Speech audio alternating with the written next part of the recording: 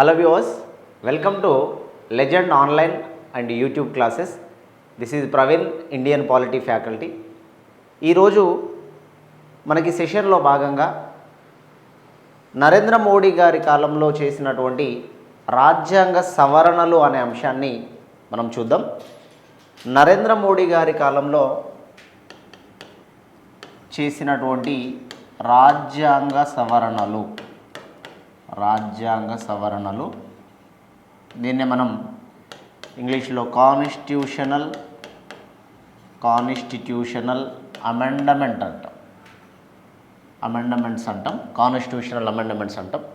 నరేంద్ర మోడీ గారి కాలంలో ఎన్ని రాజ్యాంగ సవరణలు వచ్చినాయి, ఈ రాజ్యాంగ సవరణలు ఎప్పుడు చేశారు, అవి ఏ అంశాల మీద చేశారు, మనకి ఏ కాంపిటేటివ్ ఎగ్జామ్లో అయినా రాజ్యాంగ సవరణలపైన తప్పకుండా క్వశ్చన్స్ అనేవి వస్తాయి. అది నరేంద్ర మోడీ గారికి సంబంధించి మాత్రమే ఈరోజు మనం చూస్తున్నాం. ఎందుకంటే లేటెస్ట్గా జరిగినవి ఏమైతే ఉన్నాయో దాని గురించి మనం అబ్జర్వ్ చేద్దాం. నరేంద్ర మోడీ గారు మన ఇండియాకి 2014 నుండి 18 వరకు ఒక గవర్నమెంట్, 2014 నుండి 18 కాదు 19 వరకు ఒక గవర్నమెంట్, అదేవిధంగా 2019 నుండి ప్రజెంట్ వరకు రెండో గవర్నమెంట్లో కొనసాగుతున్నారు. 2014 నుండి 19 వరకు ఒక గవర్నమెంట్, 19 నుండి ప్రజెంట్ వరకు రెండవసారి ప్రధానమంత్రిగా కొనసాగుతున్నారు. ఈ రెండవసారి ప్రధానమంత్రిగా కొనసాగే నరేంద్ర మోడీ గారి కాలంలో జరిగినటువంటి సవరణలు మనం చూద్దాం. రాజ్యాంగ సవరణలు అనే ఆ పాయింట్ మనకి ఇండియన్ కాన్స్టిట్యూషన్లో 20వ భాగంలో ఉంటుంది. 20వ భాగంలో 368 అనే ఆర్టికల్ రాజ్యాంగాన్ని ఎలా సవరించాలి అని చెప్తుంది. రాజ్యాంగాన్ని సవరించే విధానాన్ని మనం సౌత్ ఆఫ్రికా అంటాం. దక్షిణాఫ్రికా రాజ్యాంగం నుండి తీసుకున్నాం. 368 అనే ఆర్టికల్ ప్రకారం 20వ భాగం ప్రకారం దక్షిణాఫ్రికా నుండి తీసుకున్న విధానం ప్రకారం రాజ్యాంగాన్ని ఎలా సవరించాలి అనేది చెప్పుకున్నాం. రాజ్యాంగ సవరణ అంటే ఫస్ట్ అసలు సవరణ అమెండ్మెంట్ అంటే చేంజ్ అనే అర్థం. అమెండ్మెంట్ అంటే చేంజ్, ఒకటి యాడ్ చేయడం కావచ్చు లేదా ఒక దాన్ని తొలగించడం కావచ్చు. రాజ్యాంగంలో ఏదైనా ఒక దానిని చేర్చడము లేదా తొలగించడాన్నే రాజ్యాంగ సవరణ అమెండ్మెంట్ అనే పేరుతో పిలుస్తాం. రాజ్యాంగాన్ని ఎవరు సవరించాలండి? రాజ్యాంగాన్ని సవరించే అధికారం భారతదేశంలో కేవలం పార్లమెంటుకు మాత్రమే ఉన్నది. పార్లమెంటులోని లోక్సభ, రాజ్యసభ రెండు సభలు కలిసి రాజ్యాంగాన్ని సవరణ చేయాలి. రాజ్యాంగాన్ని సవరించే అధికారం రాష్ట్రాల అసెంబ్లీలకి లేదు. రాజ్యాంగాన్ని సవరించే అధికారం కేవలం పార్లమెంటుకే ఉంటుంది. అదే మీకు అమెరికా లాంటి దేశాలను చూస్తే అమెరికా దేశంలో రాజ్యాంగాన్ని సవరించే అధికారం అంతా కూడా అమెరికా దేశంలో రాష్ట్రాలకి కూడా ఆ పవర్ ఉంటుంది.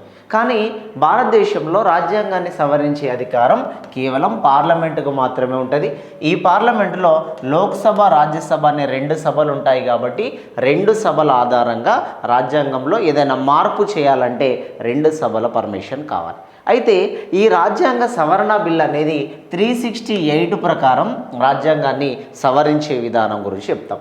రాజ్యాంగాన్ని సవరించే విధానాన్ని మనం ఎలా చెప్తామంటే రాజ్యాంగాన్ని ఒక 3 పద్ధతుల్లో సవరించవచ్చు. రాజ్యాంగాన్ని సవరించడానికి ఒక 3 పద్ధతులు ఉంటాయి. 3 మెథడ్స్ అంటాం. 3 మెథడ్స్ రాజ్యాంగాన్ని సవరించడానికి ఒక 3 పద్ధతులు ఉంటాయి. ఒకటి స్పెషల్ మెజారిటీ అంటాం. స్పెషల్ మెజారిటీ దీన్నే ప్రత్యేక మెజారిటీ అంటాం. దీన్నే 2/3 మెజారిటీ అంటాం. మరే రకంగా దీనినే అబ్సల్యూట్ మెజారిటీ అంటాం. ఒకటి ప్రత్యేక మెజారిటీ. ఈ ప్రత్యేక మెజారిటీనే మనం స్పెషల్ మెజారిటీ లేదా అబ్సల్యూట్ మెజారిటీ అంటాం.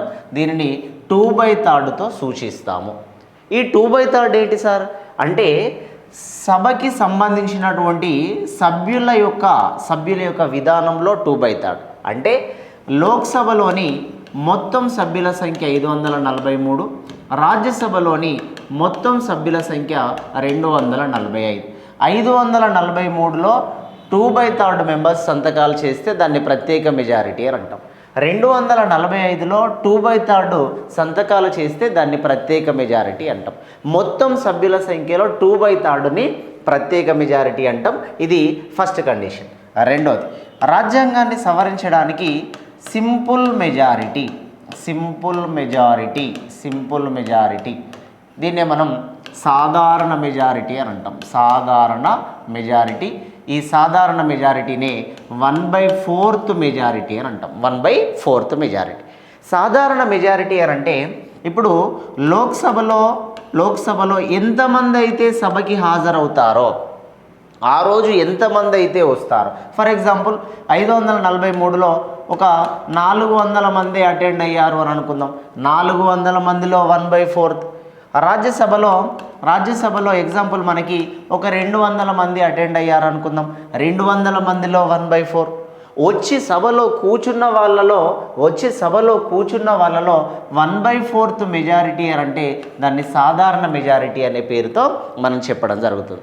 అయితే ఈ సాధారణ మెజారిటీని క్యాలిక్యులేట్ చేసినప్పుడు సభకి వచ్చి హాజరైన వ్యక్తులలో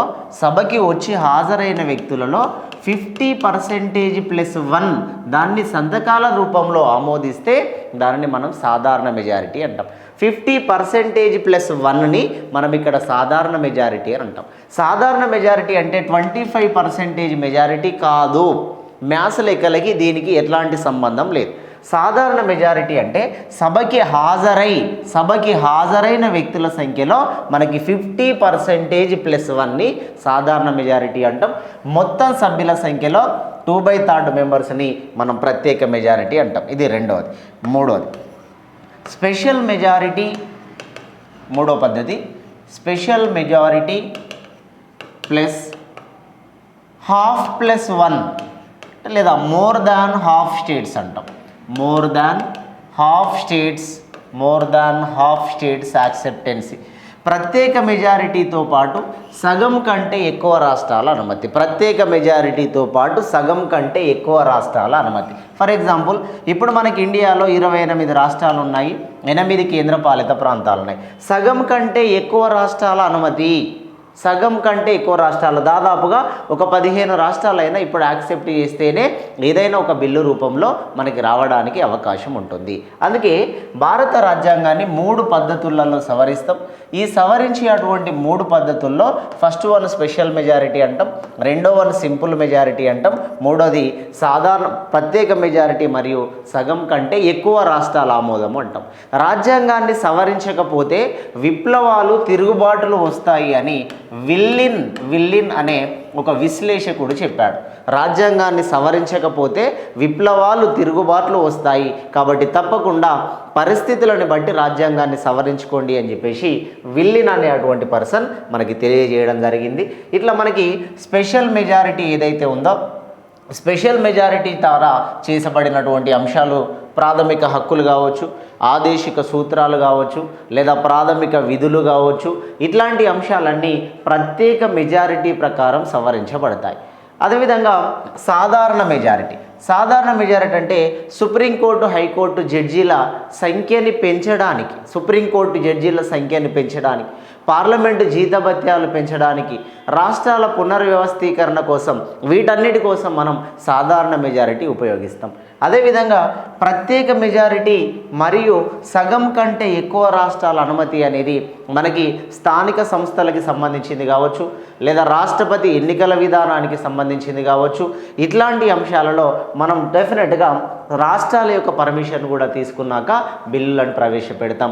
ఇది రాజ్యాంగాన్ని సవరించే విధానం. ఇప్పటివరకు చాలాసార్లు మనకి 368 అనే దాని మీద చాలా సందర్భాలలో క్వశ్చన్స్ వచ్చినాయి. ఇండియన్ కాన్స్టిట్యూషన్లో 20వ భాగాన్ని అతి చిన్న భాగం అంటాం, ఇది కూడా గుర్తుంచుకోవాలి.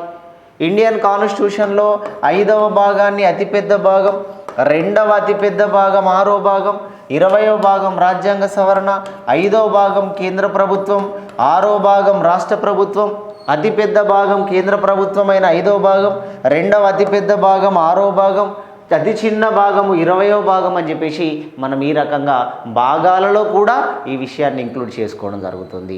అయితే ఇండియన్ కాన్స్టిట్యూషన్ని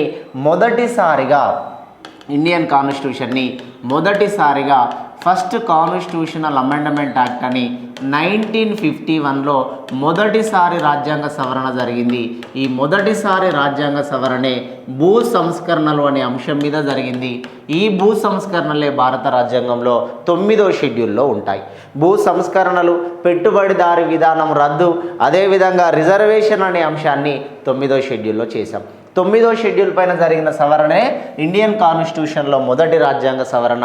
ఈ మొదటి రాజ్యాంగ సవరణ 1951 అనే సంవత్సరంలో జరిగింది. 1951లో మొదటి రాజ్యాంగ సవరణ జరిగితే 2021 వరకు ఇండియన్ కాన్స్టిట్యూషన్ని 105 సార్లు సవరణ చేశాము. 105వ రాజ్యాంగ సవరణ చట్టము అంటాం. 105వ రాజ్యాంగ సవరణ చట్టము అని అన్నాము. దీనినే 127వ రాజ్యాంగ సవరణ బిల్లు అని చెబుతాం. 127వ రాజ్యాంగ సవరణ బిల్లు, 105వ రాజ్యాంగ సవరణ చట్టం. అయితే ఒక బిల్లు చట్టంగా ఎప్పుడు మారుతుందో ఆల్రెడీ మనం చాలా సందర్భాల్లో డిస్కషన్ చేసుకున్నాం. 111 ఆర్టికల్ ప్రకారం ఏదైనా ఒక బిల్లు పైన ప్రెసిడెంట్ సైన్ చేస్తేనే, ఏదైనా ఒక బిల్లు పైన రాష్ట్రపతి సంతకం చేస్తేనే ఆ బిల్ అనేది చట్టముగా మారుతుంది. ఇప్పటివరకు రాజ్యాంగ సవరణ బిల్లులు 127 బిల్లులు ప్రవేశపెడితే ఇందులో రాష్ట్రపతి 105 బిల్లులపైన సంతకాలు చేశాడు. ఆయన సంతకం చేశాడు కాబట్టి ఆ బిల్లుని చట్టము అని పిలుస్తున్నాం. అందుకోసమే ఇప్పటివరకు 127 రాజ్యాంగ సవరణ బిల్లులు, 105 రాజ్యాంగ సవరణ చట్టము. ఈ 105వ రాజ్యాంగ సవరణ చట్టం 2021లో వచ్చింది. 2021 వరకు రాజ్యాంగాన్ని 105 సార్లు సవరణ చేసుకున్నాం. అయితే ఈ 2021 వారి తర్వాత 22, 23లో ఇప్పటివరకు అయితే రాజ్యాంగ సవరణ అనేది జరగలేదు. మరి నరేంద్ర మోడీ గారి కాలంలో తీసుకొచ్చిన రాజ్యాంగ సవరణలు ఏంటి అనేది ఒకసారి మనం దీన్ని అబ్జర్వ్ చేద్దాం. నరేంద్ర మోడీ గారి కాలంలో 2014 నుండి దాదాపుగా 2021 వరకు జరిగిన సవరణలు, 2021 వరకు జరిగిన నరేంద్ర మోడీ గారి కాలంలో జరిగిన సవరణలని మనం ఒక్కొక్కటిగా అబ్జర్వ్ చేద్దాం. నరేంద్ర మోడీ గారి కాలంలో జరిగిన మొదటి సవరణ ఫస్ట్ ఒకసారి లిస్ట్ అంతా రాద్దాం. నరేంద్ర మోడీ గారి కాలంలో జరిగిన మొదటి సవరణ 99 రాజ్యాంగ సవరణ చట్టము. ఇది 2014లో జరిగింది. 99 రాజ్యాంగ సవరణ చట్టము 2014లో జరిగింది. దీనినే మనం NJAC అనే పేరుతో పిలుస్తాం. అదేవిధంగా రెండోది 100 రాజ్యాంగ సవరణ చట్టము 2015లో జరిగింది. దీన్నే మనం భారత్ వర్సెస్ బంగ్లాదేశ్ భూ సరిహద్దు ఒప్పందాలు, బౌండరీస్ అగ్రిమెంట్ అంటాం. అదేవిధంగా మూడోది 101 కాన్స్టిట్యూషనల్ అమెండ్మెంట్ యాక్ట్ అనేది 2017లో వచ్చింది. 101 అనేది మనకి భారతదేశంలో GST గురించి తెలియజేయడం జరిగింది. ఒక్కొక్కటి ఎక్స్ప్లెయిన్ చేస్తా. ఫస్ట్ ఒక లిస్ట్ రాస్తున్నాం. తర్వాతకి 102 కాన్స్టిట్యూషనల్ అమెండ్మెంట్ యాక్ట్ అనేది 2018లో వచ్చింది. ఈ 102 అనేది నేషనల్ బీసీ కమిషన్, జాతీయ బీసీ కమిషన్ అనే దాని గురించి 102 రాజ్యాంగ సవరణ చట్టం అనేది తెలుపుతుంది. అదేవిధంగా 103 కాన్స్టిట్యూషనల్ అమెండ్మెంట్ యాక్ట్ అనేది 2019లో వచ్చింది. ఈ 2019లో వచ్చిందంతా కూడా EWS రిజర్వేషన్ గురించి తీసుకొచ్చాం. EWS రిజర్వేషన్ అనే అంశాన్ని 2019 103 అమెండ్మెంట్ ప్రకారం తీసుకొచ్చాం. అదేవిధంగా 104th కాన్స్టిట్యూషనల్ అమెండ్మెంట్ అనేది, ఈ 104 అనేది 2020లో తీసుకొచ్చినాం.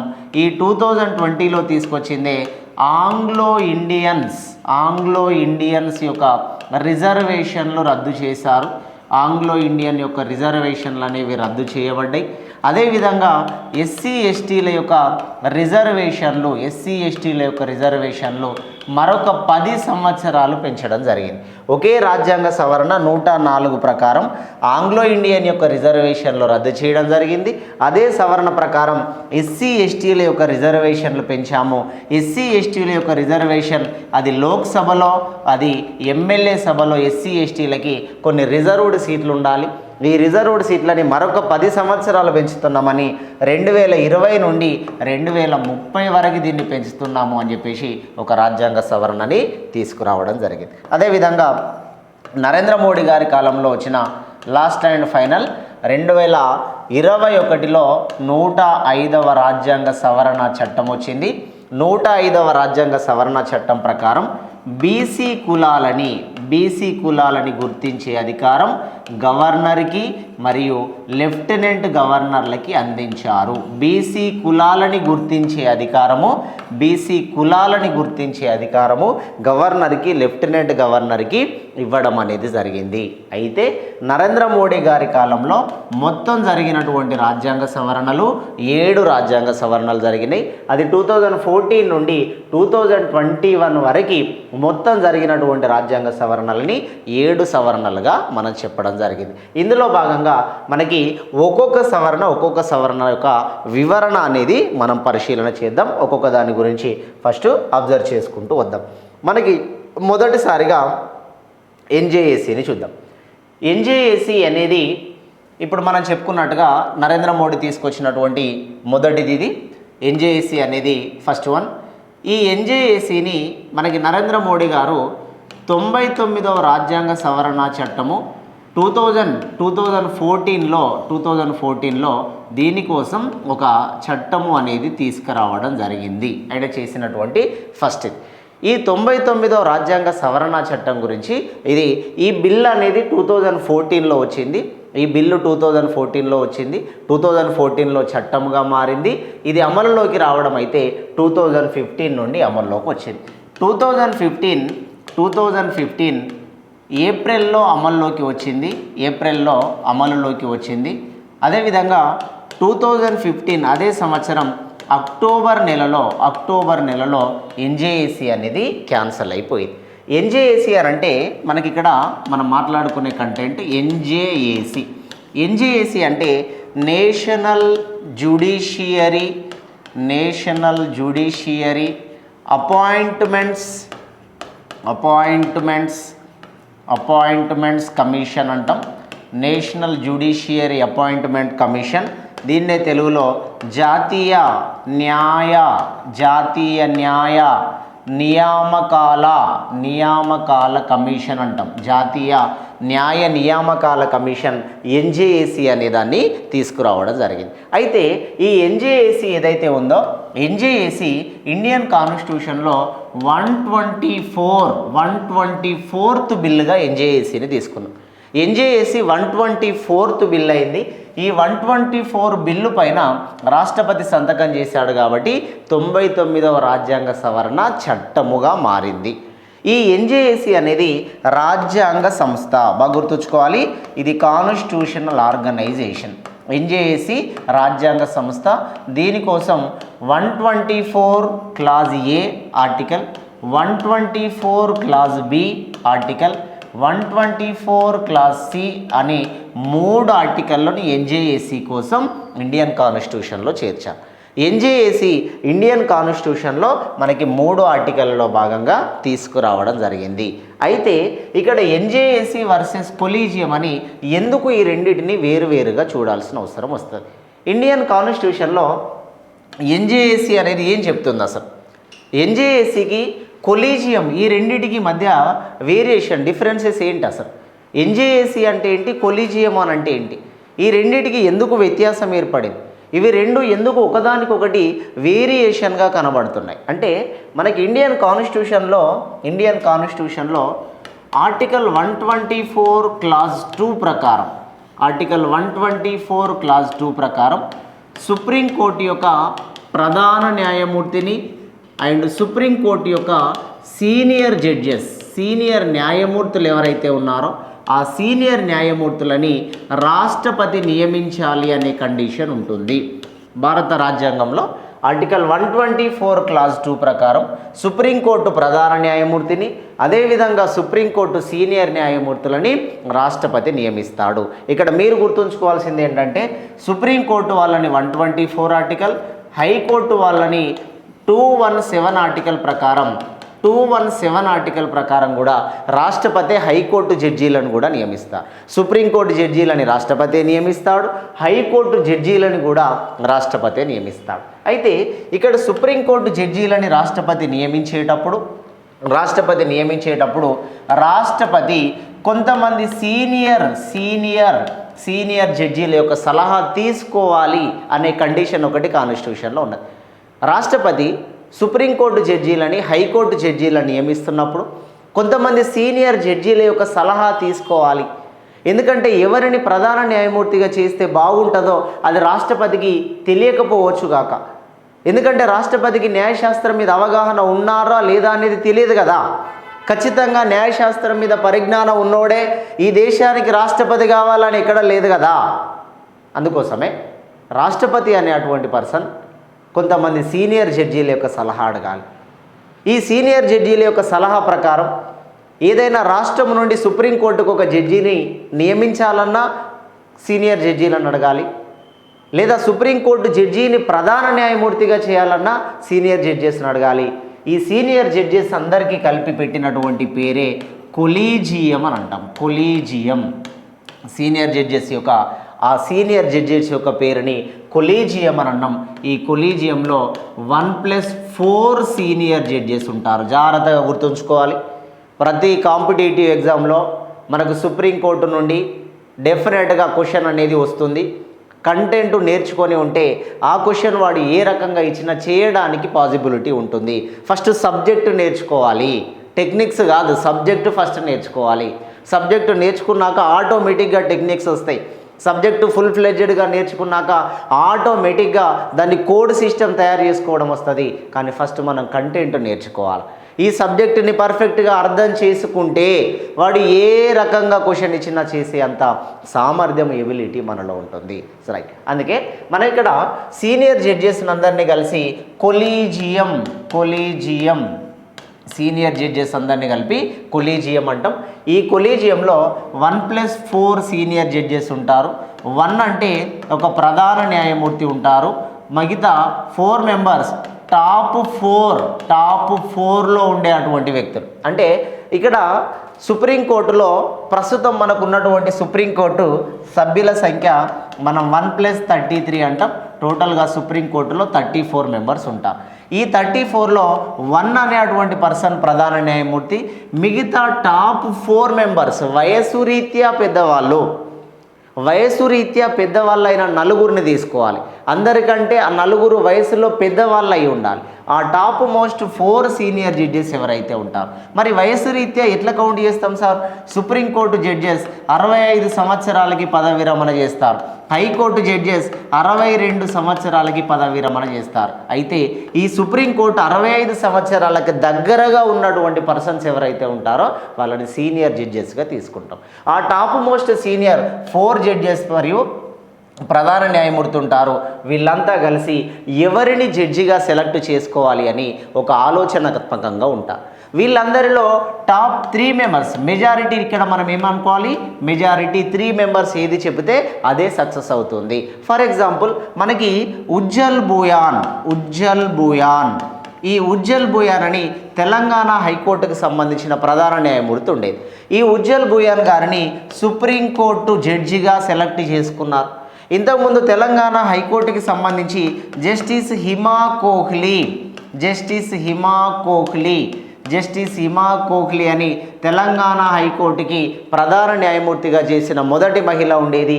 తనని కూడా సుప్రీంకోర్టు జడ్జిగా అపాయింట్ చేసుకోవడం అనేది జరిగింది. అయితే ఇక్కడ ఒక రాష్ట్రము నుండి సుప్రీంకోర్టుకి ఒక వ్యక్తిని సెలెక్ట్ చేసుకోవడానికి, ఒక రాష్ట్రము నుండి మరొక రాష్ట్రానికి జడ్జీలని మార్చడానికి సతీష్ చంద్ర శర్మ అని తెలంగాణ హైకోర్టుకి ప్రధాన న్యాయమూర్తిగా ఉండేది. సతీష్ చంద్ర శర్మ అనేటువంటి పర్సన్ని ఢిల్లీ హైకోర్టుకి బదిలీ చేశారు. ఒక హైకోర్టు నుండి మరొక హైకోర్టుకి బదిలీ చేయడం, ఒక హైకోర్టు నుండి సుప్రీంకోర్టుకి బదిలీ చేయడం, సుప్రీంకోర్టు సీనియర్ జడ్జెస్గా ఉన్నటువంటి వ్యక్తులలో నుండి ఒక వ్యక్తిని ప్రధాన న్యాయమూర్తిగా చేయడం, ఈ ప్రాసెస్ అంతటికి సీనియర్ జడ్జీల యొక్క సలహాని తప్పకుండా తీసుకోవాలి. ఆ సీనియర్ జడ్జీలు 3 వ్యక్తులు కలిసి ఉజ్జాన్ భూయాన్ యొక్క పని విధానాన్ని పరిశీలన చేస్తారు, ఆయన క్యారెక్టర్ని పరిశీలన చేస్తారు, ఆయన పైన ఉన్న రిమార్కులను పరిశీలన చేసి ఎస్ ఈయనని తీసుకోవచ్చు అని టాప్ మోస్ట్ అక్కడ కొలీజియం ఎవరైతే ఉంటారో వాళ్ళందరిలో 3 వ్యక్తులు చెబితే ఈ ఉజ్జల్ భూయాన్ సెలెక్ట్ అవుతాడు. 3 వ్యక్తులు రిజెక్ట్ చేస్తే ఉజ్జల్ భూయాన్ నియామకం ఆగిపోతుంది. 3 వ్యక్తులు ఏది చెబితే అదే majority. Majority is law in India. భారతదేశంలో ఎప్పుడైనా మెజారిటీ ప్రజలు ఏది చెబితే అదే జరుగుతుంది. ఇక్కడ న్యాయ వ్యవస్థలో కూడా అదే జరుగుతుంది. అయితే ఈ కొలీజియం అనేటువంటిది మనకి ఇండియన్లో ఎప్పుడు తీసుకొచ్చారు కొలీజియాన్ని చూద్దాం. అసలు కొలీజియం అంటే కౌన్సిల్ ఆఫ్ సీనియర్ జడ్జెస్, కొంతమంది సీనియర్ న్యాయమూర్తుల సమూహం అన్నాం. ఈ కొలీజియం అనేది 1993లో జేఎస్ వర్మ అనే పర్సన్ తీసుకొచ్చాడు. ఈ జేఎస్ వర్మ 27వ ప్రధాన న్యాయమూర్తి భారతదేశానికి. 1993లో జేఎస్ వర్మ అనేటువంటి పర్సన్ కొలీజియం అనే సిస్టాన్ని భారతదేశంలో ప్రవేశపెట్టాడు. అంటే ఈ కొలీజియం అనే సిస్టమ్ రావడానికంటే ముందు సీనియర్ జడ్జీల సలహా తీసుకోవాలి అని ఉండేది. అప్పుడు దాన్ని సీనియర్ జడ్జీల సలహా అన్నాము, దానికి పేరు మాత్రం సెలెక్ట్ చేయలేదు. అఫీషియల్గా పేరును అనౌన్స్ చేసింది జగదీష్ శరణ్ వర్మ అనేటువంటి పర్సన్ 27వ ప్రధాన న్యాయమూర్తిగా ఉండి ఈ కొలీజియాన్ని తీసుకొచ్చాడు. అయితే ఈ కొలీజియం సిస్టమ్ ఏదైతే ఉందో మొత్తం అంతా సీనియర్ జడ్జెసే ఉన్నారు, వేరొక పర్సన్ లేడు ఇందులో. జడ్జీలే సెలెక్ట్ చేస్తున్నారు. అయితే ఈ జడ్జీలలో సీనియర్ జూనియర్ అనే వ్యత్యాసాలు చాలా కనబడతాయి. జడ్జీలలో ఒకడంటే ఒకడికి పడనటువంటి సందర్భాలు ఉంటాయి. అలాంటప్పుడు ఒక 3 రిజెక్ట్ చేస్తే ఆయన ఎంత సమర్థవంతమైన వ్యక్తి అయినా ఆయన ఎన్నిక ఆగిపోతుంది కదా అని ఆలోచన కలిగింది. ఈ ఆలోచన కలిగినప్పుడు వెంటనే 2014లో ఎన్జేఏసీ అనేది ఒకటి ప్రవేశపెట్టాలి. ఎన్జేఏసీని ప్రవేశపెట్టాలని అరుణ్ జైట్లీ ఎన్జేఏసీని ప్రతిపాదించినది అరుణ్ జైట్లీ అండ్ కపిల్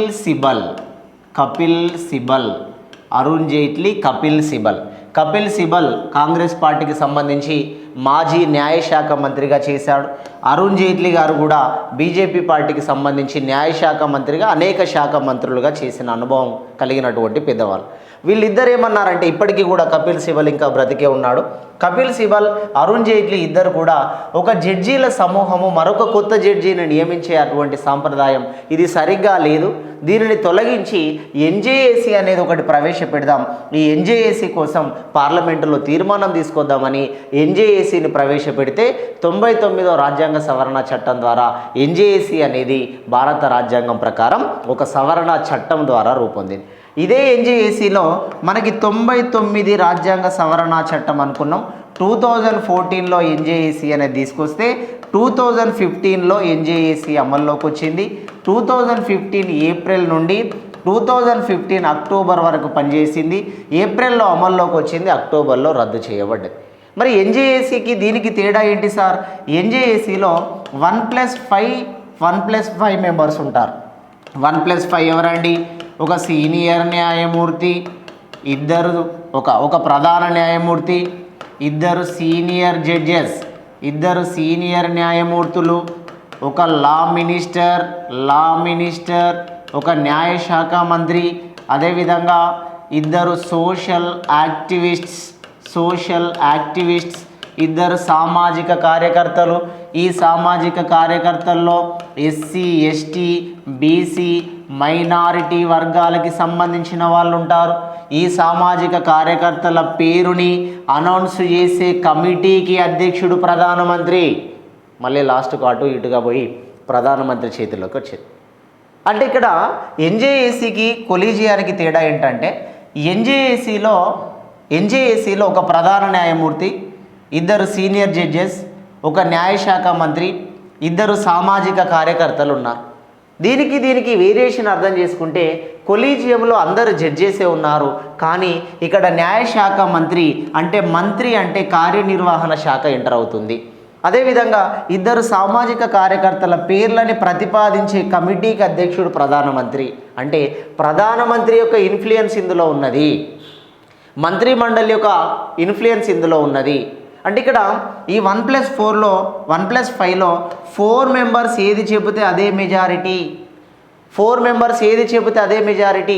అంటే ఆల్రెడీ ప్రధానమంత్రి చేతిలో వీళ్ళిద్దరు సామాజిక కార్యకర్తలు ఉంటారు, ఒక న్యాయశాఖ మంత్రి ఉన్నాడు. న్యాయశాఖ మంత్రి అన్నట్టు ఎవడైనా ప్రధానమంత్రి చెప్పినట్టు వినాల్సిందే, ఇక్కడ ఇద్దరు కార్యకర్తలు ప్రధానమంత్రి చెప్పినట్టు వినాల్సిందే. కాబట్టి ఈ ముగ్గురితో పాటు ఇందులో ఏ ఒక్కడైనా ఇటువైపుగా సపోర్ట్ చేస్తే ప్రధానమంత్రి ఎవడి పేరు చెబితే ప్రధానమంత్రికి ఎవడు నచ్చితే వాళ్ళు రేపు సుప్రీంకోర్టులో జడ్జెస్గా ఉండే అవకాశం ఉన్నది. మరి ప్రధానమంత్రికి నచ్చినోడే ప్రధాన న్యాయమూర్తి అయితే, ప్రధానమంత్రి ఎవరి పేరును ప్రతిపాదిస్తే ఆ పర్సనే ప్రధాన న్యాయమూర్తి అయితే ఆ ప్రధాన న్యాయమూర్తి ఈ ప్రధానమంత్రికి వ్యతిరేకంగా తీర్పులు ఇవ్వగలడా? ఇది సాధ్యమయ్యే పనేనా? న్యాయశాఖలోకి ఈ మంత్రిమండలి ఎంటర్ అవ్వడం ఏంది? దేశం మొత్తంలో మనకి శాసనశాఖ, కార్యనిర్వహణ శాఖ, న్యాయశాఖ 3 వేరు కదా. ఒకదానిలోకి ఇంకొకటి ప్రవేశించొద్దనే కదా 3 వేరు శాఖలు రాసుకున్నాం. శాసనశాఖ శాసనాలు తయారు చేయాలి, చట్టాలు తయారు చేయాలి అంటే పార్లమెంట్ అసెంబ్లీ. చట్టాలు తయారు చేసేది పార్లమెంట్ అసెంబ్లీ, దాన్ని శాసనశాఖ అంటాం. కార్యనిర్వహణ శాఖ రాష్ట్రపతి, ఉపరాష్ట్రపతి, గవర్నర్, అదేవిధంగా మంత్రులు, ప్రధానమంత్రి, ముఖ్యమంత్రి, రాష్ట్ర మంత్రులు, కేంద్ర మంత్రులు, కేంద్రంలోని రాష్ట్రంలోని ప్రభుత్వ ఉద్యోగస్తులంతా కార్యనిర్వహణ శాఖలోకి వస్తారు. ప్రతి ప్రభుత్వ ఉద్యోగస్తుడు కార్యనిర్వహణలో భాగమే. న్యాయశాఖ ఈ 2 శాఖలకి న్యాయపరమైన సలహాలు ఇవ్వాలి. ఆ 2 శాఖలు ఏమైనా పొరపాటు చేస్తే దాన్ని సవరించడము, అవసరమైతే తిరస్కరించడము, అవసరమైతే న్యాయ సలహాలు ఇవ్వడము, ఇది చూసుకోవడానికి న్యాయశాఖ. మరి 3 వేరు శాఖల్లో ఒక శాఖలో ఇంకొకరు ఎంటర్ కావద్దు అని చెప్పేసి 3 వేరు శాఖలు రాస్తే ఈ వేరు శాఖల్లో ఫస్ట్ ఎస్టేట్ అని శాసనశాఖని, సెకండ్ ఎస్టేట్ అని కార్యనిర్వహణని, థర్డ్ ఎస్టేట్ అని న్యాయశాఖని, ఫోర్త్ ఎస్టేట్ అని ప్రెస్ వార్తాపత్రికలను తీసుకొచ్చినాం కదా. ఈ 4 ఎస్టేట్లు అంటే ప్రధానంగా స్టార్టింగ్లో 3 ఉండేవి, అడిషనల్గా 4వ దాన్ని ఎంటర్ చేశాం. అంటే ఒకరి జోలికి ఒకరు పోవద్దు అని చెప్పినాక కూడా ఈ న్యాయశాఖ వ్యవస్థలోకి కార్యనిర్వహణ శాఖ వస్తుంది కాబట్టి ఇది తప్పుగా ఉన్నది. అందుకోసమే ఎన్జేఏసీ అనే దాన్ని రద్దు చేస్తున్నాం, మళ్ళీ కొలీజియం అనే దాన్ని ప్రవేశపెడుతున్నాం అని చెప్పేసి మళ్ళీ కొలీజియం అనే సిస్టాన్ని తీసుకొచ్చారు. అంటే ఎన్జేఏసీ పొరపాటుగా ఉన్నది.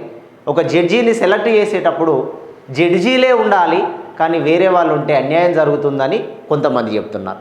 లేదు జడ్జీలే ఉంటే వాళ్ళకి పడట్లేదు కాబట్టి ఇందులో ప్రధానమంత్రికి సంబంధించిన మంత్రి ఒకడు ఉండాలి, 2 సామాజిక కార్యకర్తలు ఉండాలి, వాళ్ళు ఎస్సీలో, ఎస్టీలో, బీసీలో, మైనారిటీలో అయి ఉండాలి, అందులో అవసరమైతే ఒక మహిళ, ఒక పురుషుడు కూడా ఉండాలి అనే ఈ విధానాన్ని తీసుకొచ్చారు. అంటే రాజ్యాంగం ప్రకారం ఇక్కడ మనకి కొంతమంది ఎన్జేఏసీని సమర్థించారు, కొంతమంది కొలీజియాన్ని సమర్థించారు, కానీ చివరగా ఎన్జేఏసీ రద్దు చేయబడి మళ్ళీ కొలీజియం యొక్క సూచన ప్రకారమే న్యాయమూర్తులని ఎంపిక చేయడం అనేది జరుగుతుంది.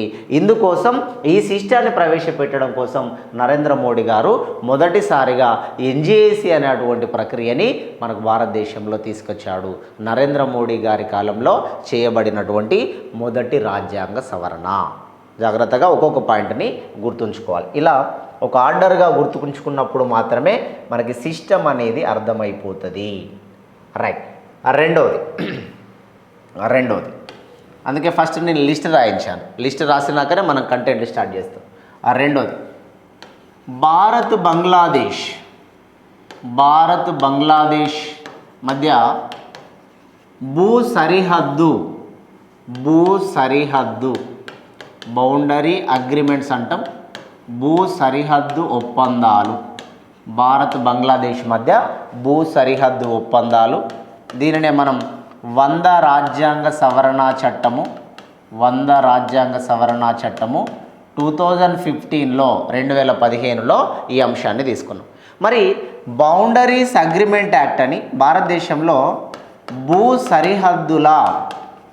సరిహద్దుల ఒప్పందాల చట్టం, బౌండరీస్ అగ్రిమెంట్ యాక్ట్ అంటాం. భూ సరిహద్దుల ఒప్పందాల చట్టం అని 1974లో వచ్చింది. అది సిక్కిం రాష్ట్రానికి సంబంధించి కొంత దాన్ని సవరణ చేసేటప్పుడు తీసుకొచ్చిన చట్టం, భూ సరిహద్దుల ఒప్పందాల చట్టము అంటాం. అయితే ఇక్కడ మనం ఇండియన్ మ్యాప్ని క్లియర్గా మనం ఇక్కడ అర్థం చేసుకున్నట్టయితే, ఇండియన్ మ్యాప్ని మనం పరిశీలించినట్టయితే ఇందులో భాగంగా మనకి బంగ్లాదేశ్ అనేటువంటి ఒక సెషన్, బంగ్లాదేశ్ గురించి మనం మాట్లాడుకుంటున్నాం. అసలు బంగ్లాదేశ్ అనేది ఎట్లా ఏర్పడిందండి?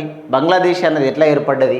బెంగాల్ని 2 భాగాలుగా విభజించినాం మనం. బెంగాల్ని 2 భాగాలుగా చేసినాం. ఒకటి ఈస్ట్ బెంగాల్, తూర్పు బెంగాల్, రెండోది వెస్ట్ బెంగాల్, పశ్చిమ బెంగాల్ అని బెంగాల్ని డివైడ్ చేసాం. ఈ బెంగాల్ని డివైడ్ చేసిన తర్వాత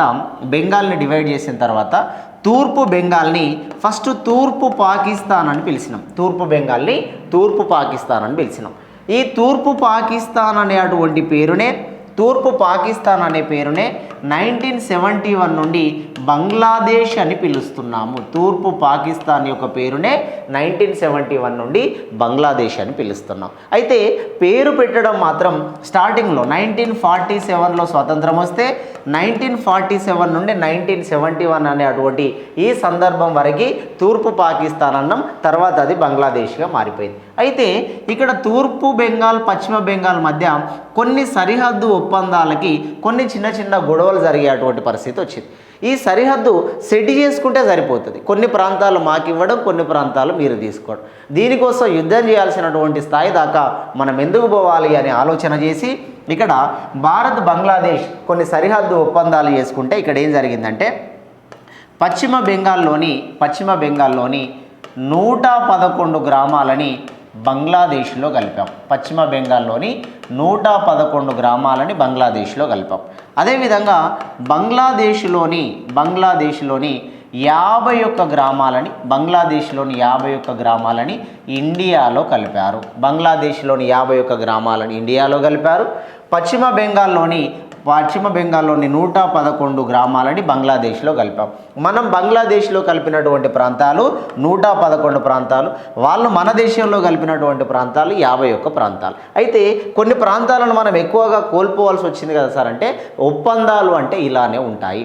అవసరమైతే కొన్ని విషయాల్లో మనం తగ్గాల్సినటువంటి అవసరం ఉంటుంది. కాబట్టి ఆ తగ్గినటువంటి సందర్భంలో యుద్ధం చేయడానికి అవకాశం ఉండకుండా జస్ట్ సరిహద్దు ఒప్పందాలను సెట్ చేసుకుంటే సరిపోతుంది. దీనికోసం 111 గ్రామాలను ఇందులో కలిపారు.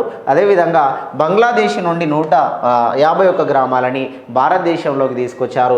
జస్ట్ దీన్ని అడ్జస్ట్ చేసుకుంటే సరిపోతుంది. దీనికోసం యుద్ధాలు పోరాటాలు చేయాల్సిన అవసరం లేదు అని చెప్పేసి భారత్ బంగ్లాదేశ్ మధ్య భూ సరిహద్దు ఒప్పందాలని నరేంద్ర మోడీ గారి కాలంలో తీసుకొచ్చిన 2వ అంశముగా దీన్ని మనం చెప్పడం జరుగుతుంది. ఇది నరేంద్ర మోడీ గారి కాలంలో వచ్చిన 2వ సవరణ. Right, next one third one Narendra Modi గారి కాలంలో తీసుకొచ్చిన 3వ సవరణ. ఈ 3వ సవరణనే మనం జిఎస్టీ అన్నాం. Goods and service taxes, goods and service taxes GST అని అన్నాం. జిఎస్టీ అనేది మనకి 101 రాజ్యాంగ సవరణ చట్టము 2017లో జిఎస్టీ అనేది తీసుకొచ్చినాం. ఈ జిఎస్టీ గురించి తెలియజేసే ఆర్టికలే 279 క్లాజ్ ఏ అనే ఇండియన్ కాన్స్టిట్యూషన్లోని ఆర్టికల్ మనకి జిఎస్టీ గురించి తెలియజేస్తుంది. జిఎస్టీ అంటే మనం ఇక్కడ చెప్పినట్టుగా జిఎస్టీ అంటే భారతదేశంలో బ్రతికేటువంటి ప్రతి పౌరుడు దేశానికి కొంత ట్యాక్స్ అనేది చెల్లించాలి. దేశంలో బ్రతికే ప్రతి పౌరుడు దేశానికి కొంత పన్ను కట్టాల్సిందే. ఈ పన్నులు కట్టడం వల్ల దేశ అభివృద్ధిలో ప్రతి వ్యక్తి భాగస్వాములు అయిపోతారు. ఈ దేశంలో మనం బ్రతికినందుకు, ఈ దేశం అభివృద్ధి కావాలని కోరుకునే ప్రతి పౌరుడు కొంత ట్యాక్స్ గవర్నమెంట్ కట్టాల్సిందే. ఆ కట్టాల్సినటువంటి ట్యాక్సులలో ఎంటర్టైన్మెంట్ ట్యాక్స్, తర్వాత ఎక్సైజ్ ట్యాక్స్, సెంట్రల్ సంబంధించినటువంటి ట్యాక్స్, వ్యాట్ అని అంటాం, octroi tax, local tax, entry tax, luxury tax అని ట్యాక్సులను ఈ రకంగా ఇన్ని రకాల ట్యాక్సులు ఉంటాయని చెప్పుకున్నాం. అయితే బేసికల్గా ట్యాక్సులను మనం ఇక్కడ కొన్ని రకాలుగా డివైడ్ చేయవచ్చు. కొన్ని రకాలుగా ఒకటి ఇంటిగ్రేటెడ్ ట్యాక్స్ అని అంటాం. ఒకటి ఇంటిగ్రేటెడ్ ట్యాక్స్ అని అంటాం. రెండోది సెంట్రల్ ట్యాక్స్ అంటాం. ఇంటిగ్రేటెడ్ జిఎస్టీ అనాలి, ఇంటిగ్రేటెడ్ జిఎస్టీ. రెండోది సెంట్రల్ జిఎస్టీ, కేంద్ర జిఎస్టీ అంటాం. మూడోది స్టేట్ జిఎస్టీ, రాష్ట్రానికి సంబంధించిన జిఎస్టీ. నాలుగోది యూనియన్ టెరిటరీస్ జిఎస్టీ, కేంద్ర పాలిత ప్రాంతాలకి సంబంధించిన GST. Goods and service tax అంటే వస్తువుల సేవల పన్ను అని అంటాం తెలుగులో, వస్తువులు సేవల పన్ను. మనకి వస్తువులు సేవల పన్నుని ఇంటిగ్రేటెడ్ జిఎస్టీ, ఇది కొంత కేంద్రానికి కట్టాల్సి ఉంటుంది, కొంత రాష్ట్రానికి కట్టాల్సి ఉంటుంది. రెండోది సెంట్రల్ జిఎస్టీ, కేంద్రానికి సంబంధించిన ట్యాక్స్ ఇది. ఎగ్జాంపుల్ మూడోది స్టేట్ జిఎస్టీ, రాష్ట్రానికి సంబంధించినది, ఇది కేంద్ర పాలిత ప్రాంతాలకు సంబంధించినది. అయితే కొన్ని ట్యాక్సులు ఉమ్మడిగా ఉంటాయి, కొన్ని ట్యాక్సులు సెంట్రల్కే వెళ్ళిపోతాయి, కొన్ని ట్యాక్సులు స్టేట్ గవర్నమెంట్కి వెళ్ళిపోతాయి, కొన్ని ట్యాక్సులు కేంద్రపాలిత ప్రాంతాలకు వెళ్ళిపోతాయి. ఎవరు వసూలు చేయాలి, ఇది ఎవరికి చెల్లించాలి అని చెప్పేసి ఇది వేరువేరుగా ఉంటుంది. ఫర్ ఎగ్జాంపుల్ మీరు రిలయన్స్ ఫ్రెష్కి వెళ్ళినా, మోర్ అనే అటువంటి విశాల్ మార్ట్ లాంటి అంటే రిలయన్స్ లాంటి డీమార్ట్ లాంటి సంస్థలకి మీరు వెళ్ళినప్పుడు మనం వస్తువులు కొనుక్కున్నప్పుడు కొన్ని వస్తువులపైన స్టేట్ జిఎస్టీ, సెంట్రల్ జిఎస్టీ అని యాడ్ చేసి వస్తుంది. అదేవిధంగా ఎంటర్టైన్మెంట్ వినోదపు పన్ను మీరు సినిమాకి వెళ్ళినప్పుడు ఆ సినిమా టికెట్ పైన మీరు ఎప్పుడైనా అబ్జర్వ్ చేయండి, అందులో సెంట్రల్ జిఎస్టీ, స్టేట్ జిఎస్టీ అని రెండు మెన్షన్ చేస్తూ అది తీసుకోవడం జరుగుతుంది. అంటే ఏది సెంట్రల్కి సంబంధించింది, ఏది స్టేట్కి సంబంధించింది అనేది కొన్ని ఉంటాయి. ఖచ్చితంగా దేశంలో పుట్టినటువంటి ప్రతి పౌరుడు ఈ దేశానికి కొంత ట్యాక్స్ పే చేయాల్సి వస్తుంది. ఆ ట్యాక్స్ పే చేయడం కోసమే goods and service taxes GST అనేది మనకు తీసుకురావడం జరిగింది. దీని యొక్క ప్రధాన ఉద్దేశం ఏంటంటే వన్ నేషన్ వన్ ట్యాక్స్. దేశంలో ఒకే దేశం కాబట్టి ఒకే ట్యాక్స్ అనేది ఉండాలి. ఈ ఒకే ట్యాక్స్ని అందరూ పే చేయాల్సిన అవసరం ఉంటుంది. ఎందుకంటే మనకి భారతదేశంలో జిజియా ట్యాక్స్ అని ఉండేది పూర్వకాలంలో. జిజియా ట్యాక్స్, జిజియా పన్ను అని ఉండేది. ఈ జిజియా అనేటువంటి పన్ను మనకి ముస్లిమేతరుల నుండి వసూలు చేసే పన్ను.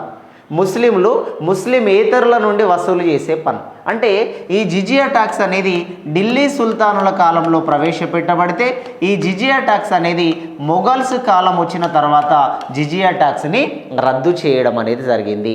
అంటే ఈ జిజియా ట్యాక్స్ తీసుకొచ్చినప్పుడు ముస్లిం రాజులు ఉంటే ముస్లింలు కాకుండా వేరేటోళ్ళు మాత్రమే పన్ను కట్టాలి అనే ఉద్దేశం మీద దాన్ని తీసుకొచ్చారు. కానీ భారతదేశంలో ఇప్పుడు అట్లాంటి సిస్టమ్ ఏది కూడా లేదు. మతం పేరు మీద ట్యాక్స్ వసూలు చేయొద్దు అని ఇండియన్ కాన్స్టిట్యూషన్లో ఆర్టికల్ 27 అనేది చెప్తుంది. ఇండియన్ కాన్స్టిట్యూషన్లోని ఆర్టికల్ 27 ప్రకారం there is no religion based taxes in India.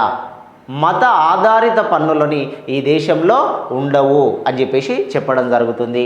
అందుకోసమే ప్రతి వ్యక్తి ట్యాక్స్ పే చేయాల్సిందే. ఇది మోడీ గారి కాలంలో తీసుకొచ్చిన మూడో విధానం. నెక్స్ట్ నాలుగోది చూద్దాం. Fourth one national BC commission అంటాం. National BC commission, backward community లేదా backward classes. National BC commission, national backward classes commission అంటాం. ఈ జాతీయ బీసీ కమిషన్, తెలుగులో జాతీయ బీసీ కమిషన్ని 102 రాజ్యాంగ సవరణ చట్టము 2018లో నరేంద్ర మోడీ గారి కాలంలో తీసుకొచ్చారు. వాస్తవానికి బీసీ కమిషన్ గురించి 340 అనే ఆర్టికల్ తెలియజేసేది. ఫస్ట్ బీసీ కమిషన్ గురించి 340 అనే ఆర్టికల్ చెప్పేది. కానీ జాతీయ బీసీ కమిషన్ అనలేదు అప్పుడు. దాన్ని జాతీయ బీసీ కమిషన్ అనకుండా జస్ట్ బీసీ కమిషన్ అనే పేరు మీద తీసుకున్నాం. బీసీ అంటే బ్యాక్వర్డ్ క్లాసెస్ అన్నీ కూడా ఇందులోకి వస్తాయి. Backward classes. మళ్ళీ బీసీ కమిషన్ అనేటువంటి దాన్ని నేషనాలిటీ హోదాను కల్పించి 2018లో ఏం చేశారంటే బీసీ కోసం కూడా ప్రత్యేకంగా ఒక కమిషన్ ఉండాలి. బీసీల కోసం ఇది జాతీయ స్థాయిలో ఉండాలి, వాళ్ళ కోసం కొన్ని కమిషన్లు ఉండాలి అని చెప్పారు. అంటే ఈ దేశంలో బీసీలకి సంబంధించి 1953లో మొదటిసారి కాకా కాలేల్కర్ కమిషన్ అని ఒక కమిషన్ వేస్తే, రెండోది 1973లో బిందేశ్వర ప్రసాద్ మండల్ అనే కమిషన్ వేశారు. బీపీ మండల్ కమిషన్ వేశారు. బీసీలకు సంబంధించి ముఖ్యమైన కమిషన్లు. అయితే ఈ 340 ఆర్టికల్ ఏదైతే ఉందో 340 ఆర్టికల్ బీసీ కమిషన్ గురించి చెప్పింది, కానీ నేషనల్ బీసీ కమిషన్ అని అప్పటి వరకు మనం పిలుచుకోలేదు. కానీ నరేంద్ర మోడీ గారు వచ్చిన తర్వాత బీసీ కమిషన్కి నేషనల్ బీసీ కమిషన్ అనే స్టేటస్ ఇచ్చి 2018లో 338 క్లాస్ బి అనే ఆర్టికల్ని నేషనల్ బీసీ కమిషన్ కోసం తీసుకొచ్చారు. నేషనల్ బీసీ కమిషన్ గురించి ప్రస్తుతం చెప్పే ఇండియన్ కాన్స్టిట్యూషన్లోని ఆర్టికల్ ఏదైనా ఉంది అంటే 338 క్లాస్ బి. మీకు ఇక్కడ కంటెంట్ అర్థం చేసుకోవాలి. 338 అనేది national SC commission, 338 clause A అనేది national ST commission, 338 clause B అనేది నేషనల్ బీసీ కమిషన్ అని 338 ఆర్టికల్ చెబుతుంది. అయితే ఈ నేషనల్ బీసీ కమిషన్ ఏదైతే ఉందో నేషనల్ బీసీ కమిషన్కి గంగారాం హన్సరాజ్ అనాలి. హన్సరాజ్ ప్రస్తుత చైర్మన్, హన్సరాజ్ గంగారాం అహీర్, హన్సరాజ్ గంగారాం అహీర్ అనేటువంటి వ్యక్తి ప్రస్తుతం నేషనల్ బీసీ కమిషన్కి చైర్మన్గా చేస్తున్నాడు. నేషనల్ బీసీ కమిషన్ అనే దాన్ని నరేంద్ర మోడీ గారి కాలంలో ఈ రకంగా తీసుకున్నాం. దేశంలో మొదటి బీసీ కమిషన్ అనేది కాకా కాలేల్కర్, రెండవ బీసీ కమిషన్ అనేది బీపీ మండల్, బిందేశ్వర ప్రసాద్ మండల్. ఈ బిందేశ్వర ప్రసాద్ మండల్ అనే పర్సన్ బీహార్ రాష్ట్రానికి ఇంతకుముందు సీఎంగా చేశాడు. మాజీ సీఎంగా చేసినటువంటి వ్యక్తిగా మనం చెప్పడం జరుగుతుంది. దీన్ని మనం నేషనల్ బీసీ కమిషన్ అని 4వ అంశంగా చెప్పడం జరుగుతుంది. నరేంద్ర మోడీ గారి కాలంలో తీసుకొచ్చిన 4వ అంశము. రైట్. నెక్స్ట్ 5th వన్, 5వది. నరేంద్ర మోడీ గారి కాలంలో తీసుకొచ్చిన 5వ దాన్నే ఈడబ్ల్యూఎస్ అనడం. EWS reservation, economically weaker sections. Economically weaker sections అంటాం. ఈడబ్ల్యూఎస్ ఎకనామికల్లీ వీకర్ సెక్షన్స్ అంటే ఆర్థికంగా వెనకబడిన అగ్రవర్ణాల్లోని పేదలకి, వెరీ ఇంపార్టెంట్ అండి, ఆర్థికంగా వెనకబడిన అంటే ఫైనాన్షియల్ బేస్డ్గా ఇస్తున్నాం. ఫైనాన్షియల్నే ఎకనామికల్ అని అంటున్నాం. ఆర్థికంగా వెనకబడిన అగ్రవర్ణాలలోని పేద ప్రజలు, పెద్ద కులాలని ఎవరెవరినైతే చెప్పుకున్నామో, పెద్ద కులాలని పేరుకు చెప్పినంత మాత్రాన అందులో అందరు ధనవంతులు ఉండరు కదా అండి. అందరినీ ఒకే కోణంతో చూడొద్దు. చిన్న కులాలలో అందరూ పేదవాళ్ళే లేరు, పెద్ద కులంలో అందరూ ధనవంతులే లేరు. ఏదో అక్కడక్కడ చిన్న కులాలలో కొంతమంది ధనవంతులు కనబడవచ్చు, అక్కడక్కడ పెద్ద కులాలలో కొంతమంది పేదలు కనబడవచ్చు. అయితే మెజారిటీని ఆధారంగా తీసుకోవాలి. ఫర్ ఎగ్జాంపుల్ మనకి ఇక్కడ ఎస్సీ ఎస్టీలు ఉన్నారండి. ఎస్సీ ఎస్టీలలో రిచెస్ట్ పర్సన్స్ లేరా?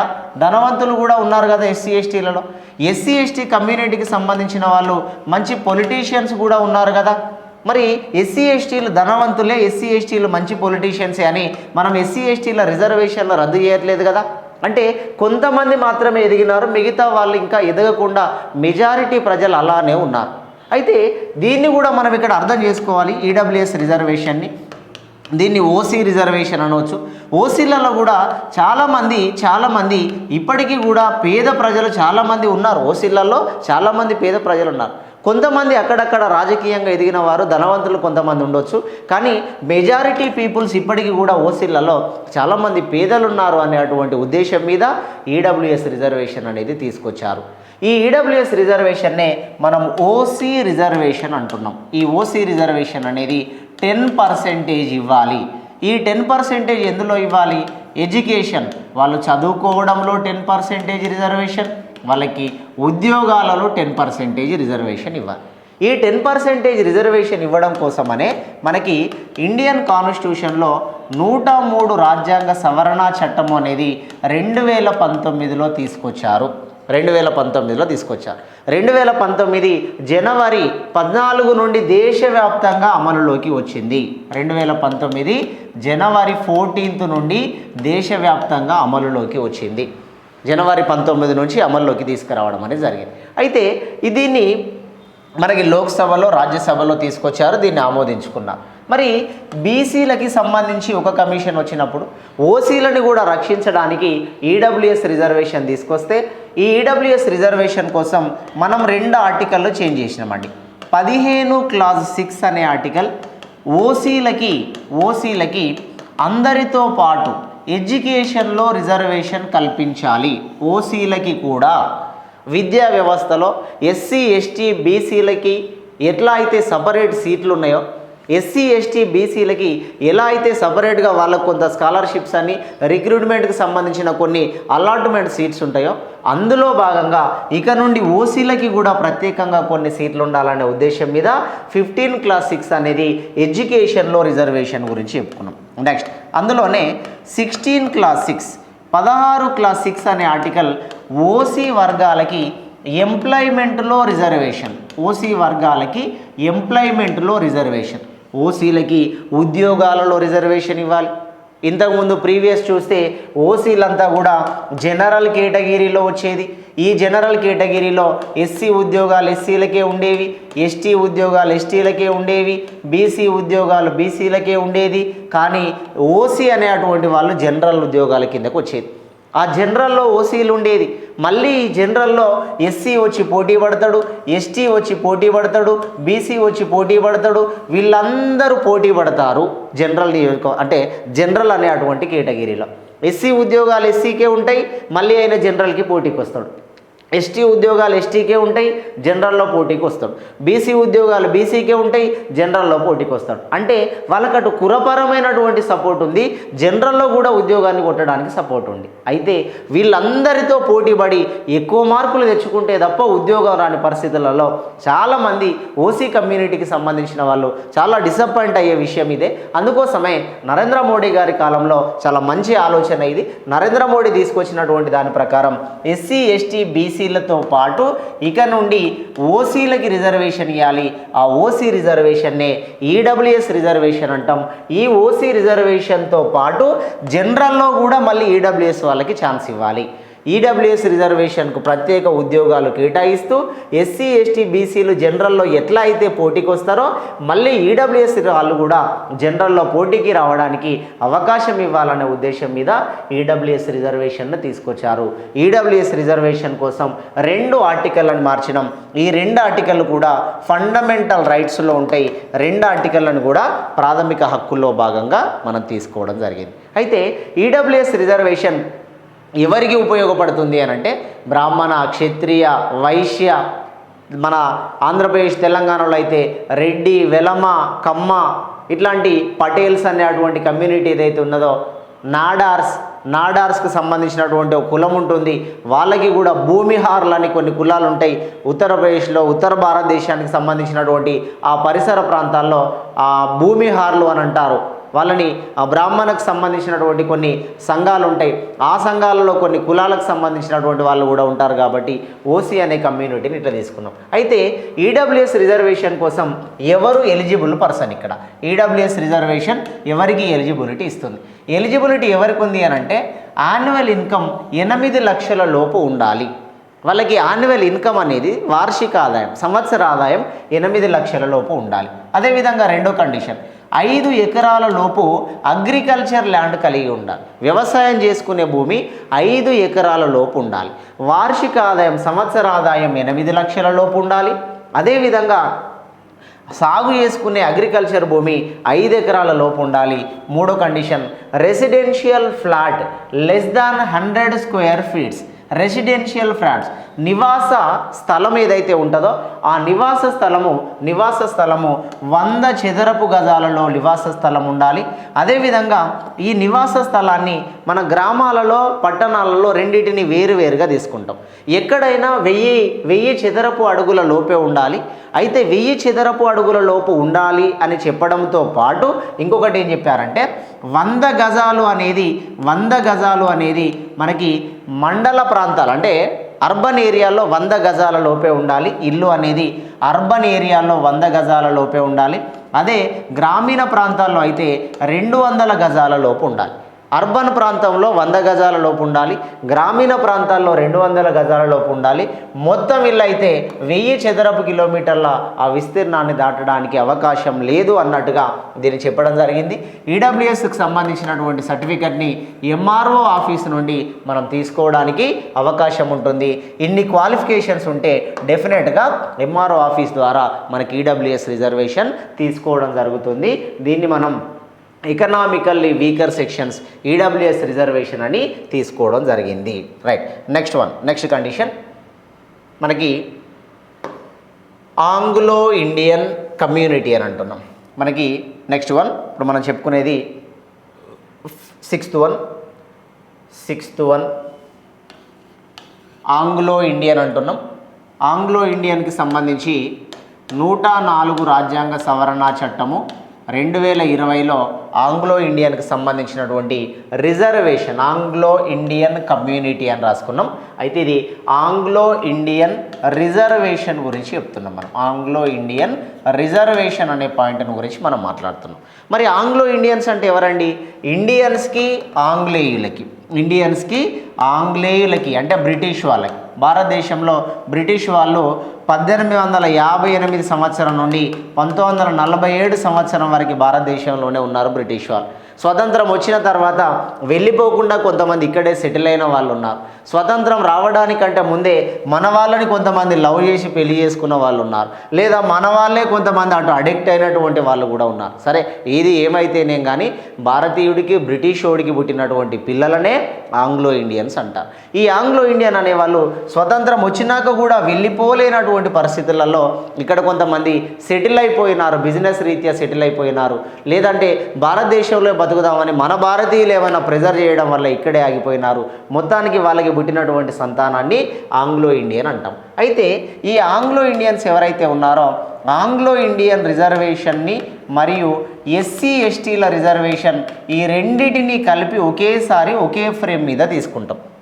Anglo Indian reservation, SC ST reservation. దీన్ని మీకు అర్థం కావడానికి ఆర్టికల్ 330 అనే ఆర్టికల్ ప్రకారం లోక్సభలో ఎస్సీ ఎస్టీలకి రిజర్వేషన్ ఉంటాయి. 331 అనే ఆర్టికల్ ప్రకారం లోక్సభలో 2 ఆంగ్లో ఇండియన్లు ఉంటారు. 332 అనే ఆర్టికల్ ప్రకారం ఎమ్మెల్యే సభలో ఒక్క ఆంగ్లో ఇండియన్ ఉంటాడు. ఎమ్మెల్యే సభకి ఒక్క ఆంగ్లో ఇండియన్. ఎమ్మెల్యే సభలో ఆంగ్లో ఇండియన్ అనొద్దు. ఎమ్మెల్యే సభలో ఎస్సీ ఎస్టీలకి రిజర్వేషన్లు ఉంటాయి. ఎమ్మెల్యే సభలో 333 ఆర్టికల్ ప్రకారం ఎమ్మెల్యే సభలో ఆంగ్లో ఇండియన్ ఉంటాడు అని ఆల్రెడీ ఆర్టికల్ రాసి పెట్టి ఉన్నాయి. అయితే ఈ ఆంగ్లో ఇండియన్ అనేటువంటి వాళ్ళ రిజర్వేషన్ ఎస్సీ ఎస్టీల రిజర్వేషన్లతో కలిపాం. ఎస్సీ ఎస్టీల రిజర్వేషన్ ఇక్కడ దేనిలో రిజర్వేషన్? ఇవి రాజకీయాలకి సంబంధించిన రిజర్వేషన్, విద్యా ఉద్యోగాల రిజర్వేషన్లు కాదు, ఇవి రాజకీయ రిజర్వేషన్. అందుకే లోక్సభలోనే రిజర్వేషన్ ఉంటుంది, ఎమ్మెల్యే సభలో రిజర్వేషన్ ఉంటుంది. రాజ్యసభలో రిజర్వేషన్ ఉండదు, ఎమ్మెల్సీ సభకి కూడా రిజర్వేషన్ అనేది వర్తించదు. రిజర్వేషన్లు లోక్సభకి ఎమ్మెల్యే సభకు ఉంటాయి, రిజర్వేషన్లు రాజ్యసభకి ఎమ్మెల్సీ సభకి ఉండవు.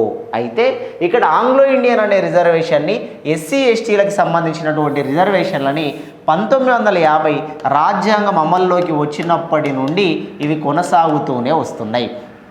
1950 రాజ్యాంగంలో రాసినప్పుడు ఇవి 10 సంవత్సరాలే కొనసాగించి ఈ రిజర్వేషన్లని రద్దు చేయండి అని రాజ్యాంగంలో చెప్పినారు. ఎస్సీ ఎస్టీ ఆంగ్లో ఇండియన్ అనే రిజర్వేషన్ని 10 సంవత్సరాలే ఉంచండి, 10 సంవత్సరాల తర్వాత రద్దు చేయండి అని చెప్పారు. అయితే రద్దు చేసే అధికారాన్ని ఎవరికి ఇచ్చారంటే పార్లమెంటుకి ఇచ్చారు. రద్దు చేసే అధికారం పార్లమెంటుకి ఇచ్చారు. పార్లమెంటు రద్దు చేయవచ్చు, లేదా దీని సర్వీస్ని ఎక్స్టెన్షన్ చేయవచ్చు, లేదా దాని యొక్క పదవిని ఇంకా పెంచవచ్చు. 1950 నుండి 1960లో రద్దు చేయాలి, కానీ 1960లో రద్దు చేయకుండా 1970 వరకు పెంచారు. 1970లో రద్దు చేయకుండా 1980లో పెంచారు. 1980లో రద్దు చేయకుండా 1990కి పెంచారు.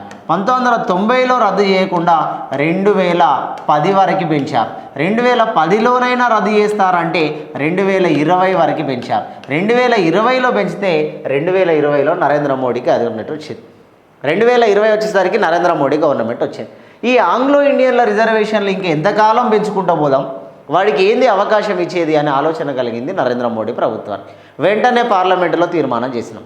మరి ఆంగ్లో ఇండియన్లతో ఇక్కడ ఎస్సీ ఎస్టీల రిజర్వేషన్ కూడా లింకప్ అయి ఉన్నది కదా. మరి ఎస్సీ ఎస్టీల రిజర్వేషన్ పరిస్థితి ఏంటి అంటే, ఎస్సీ ఎస్టీల రిజర్వేషన్ని మరొక 10 సంవత్సరాలు పెంచుదాం. 2030 వరకు ఎస్సీ ఎస్టీలకి లోక్సభలో ఎమ్మెల్యే సభలో రిజర్వేషన్లు ఉంటాయి. మన తెలంగాణలో కూడా మన సీఎం కేసీఆర్ గారు డిక్లేర్ చేసిన సీట్లలో ఎస్సీ సీట్లు ఎస్టీ సీట్లు అని ఉన్నాయి కదా. ఆ ఎస్సీ ఎస్టీ సీట్లు ఎందువలన ఉన్నాయి అంటే పార్లమెంటులో తీర్మానం చేశారు కాబట్టి ఇంకా ఉన్నాయి. ఒకవేళ నరేంద్ర మోడీ గవర్నమెంట్ కనుక 2020లో ఆంగ్లో ఇండియన్లతో ఎస్సీ ఎస్టీ రిజర్వేషన్లు రద్దు చేస్తున్నామంటే ఎస్సీ ఎస్టీ రిజర్వేషన్లన్నీ పూర్తిగా రద్దయిపోయేవి. అయితే ఇది రద్దు చేయకపోవడానికి గల ప్రధాన కారణాలు ఏంటంటే, ఆ ఎస్సీ ఎస్టీల ఓట్లు మాకు రావేమో అని భయం ఒకటి అయి ఉండొచ్చు, లేదా ఎస్సీ ఎస్టీల నుంచి తిరుగుబాట్లు వస్తే ఇక్కడేమైనా అల్లకల్లోల పరిస్థితులు జరుగుతాయేమో అని ఆ రకమైన భయమైనా అయి ఉండొచ్చు. 2 కారణాల వల్ల ఎస్సీ ఎస్టీ రిజర్వేషన్ని 10 సంవత్సరాలు పెంచినామంటే 2030 వరకు ఎస్సీ ఎస్టీలకు సంబంధించిన రిజర్వేషన్లు లోక్సభలో ఎమ్మెల్యే సభలో ఇంకా కొనసాగుతాయి. ఇది 104వ రాజ్యాంగ సవరణ చట్టము. రైట్. ఇక లాస్ట్ వన్ మనకి 7th వన్ నరేంద్ర మోడీ గారి కాలంలో తీసుకొచ్చిన 7వది, బీసీ కులాలని గుర్తించే అధికారము గవర్నర్కి మరియు లెఫ్టినెంట్ గవర్నర్లకి కల్పించారు. బీసీ కులాలని గుర్తించే అధికారము, దీనికోసం మనం 127వ సవరణ బిల్లును తీసుకొస్తే ఈ 127వ బిల్లు పైన రాష్ట్రపతి సంతకం చేస్తే అది 105వ రాజ్యాంగ సవరణ చట్టమైంది. 105వ రాజ్యాంగ సవరణ చట్టమే 2021లో వచ్చింది.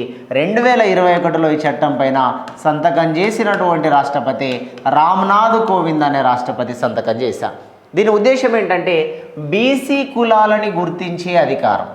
బీసీ కులాలని, ఏదైనా ఒక కులాన్ని బీసీ క్యాస్ట్గా గుర్తించడం, వీళ్ళు చాలా వెనుకబడి ఉన్నారు, వీళ్ళకి బీసీ కులంగా ఐడెంటిఫై చేయండి. లేదా బీసీలలో ఇప్పుడు ప్రస్తుతం కూడా కొనసాగుతున్నాయి, బీసీలలో రజక అనే కమ్యూనిటీని ఎస్సీలలోకి మార్చండి అని అంటున్నారు. బీసీలలో ఎరకల అనే కమ్యూనిటీని ఎస్టీలలోకి మార్చండి, ఎందుకంటే మాకు ఈ బీసీ రిజర్వేషన్ సరిపోవట్లేదు.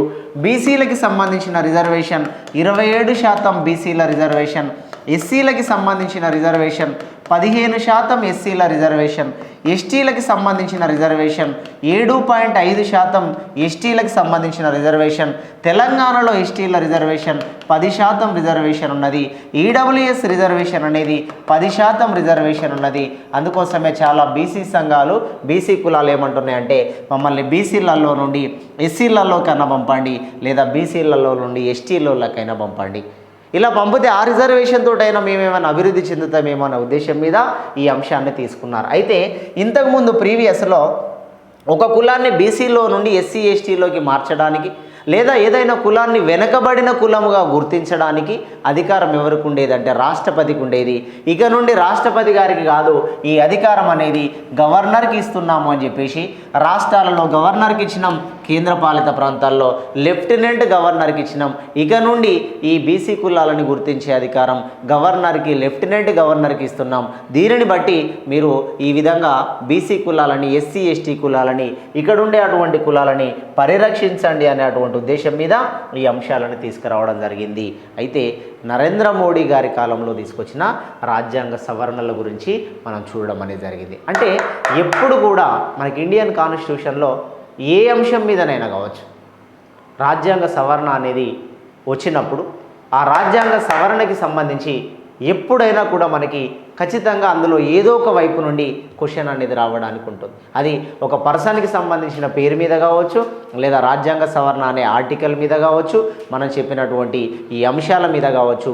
మొత్తం ఇప్పటివరకు 105 రాజ్యాంగ సవరణ చట్టాలైతే నరేంద్ర మోడీ గారి కాలంలో తీసుకొచ్చిన 7 సవరణ చట్టాలని మనం చూడడం జరిగింది. ఇలా మనకు వచ్చినటువంటి ప్రతి వీడియోని మీరు ఎట్లా అయితే చూస్తున్నారో ఇంకా కొంతమందికి ఇది తెలియడానికి మీరు లైక్ చేయండి, షేర్ చేయండి, కామెంట్ చేయండి. ఇంకా కొత్త వీడియోలను కూడా మేము అప్లోడ్ చేస్తాం. మీకు కావాల్సినటువంటి కంటెంట్ డెఫినెట్గా మా లెజెండ్ ఆన్లైన్ క్లాసెస్ ద్వారా, యూట్యూబ్ క్లాసెస్ ద్వారా మీకు అనేక రకాలుగా మేము అందుబాటులో ఉంటామని తెలియజేస్తున్నాం. Thank you very much. Thank you.